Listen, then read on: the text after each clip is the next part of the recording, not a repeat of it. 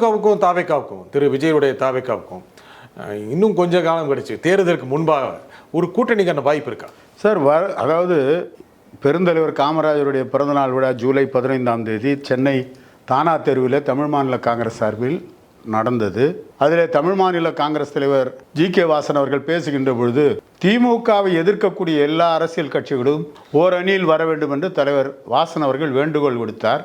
நேற்றைக்கு கூட எடப்பாடியார் கூட திமுகவை எதிர்க்கக்கூடியவர்கள் எல்லாம் ஓரணியில் வர வேண்டும், அதை நான் வரவேற்கிறேன் என்று அறைகோல் விடுத்து அழைத்திருக்கிறார். எப்படி திராவிட முன்னேற்ற கழகம் மத்திய பாஜகவை எதிர்ப்பதற்காக ஓரணியில் சேர்ந்திருக்கிறதோ அதை போல தமிழகத்தில் இருக்கின்ற திமுக என்ற மக்கள் விரோத ஆட்சியை அகற்றுவதற்கு எல்லோரும் ஓரணியில் சேர வேண்டியது காலத்தின் கட்டாயம்.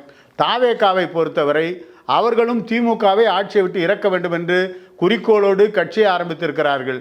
எனவே காலம் போக போக தாவேகா அதிமுக அணிக்கு வரக்கூடிய ஒரு நிர்பந்தம் கட்டாயம் உருவாகும்.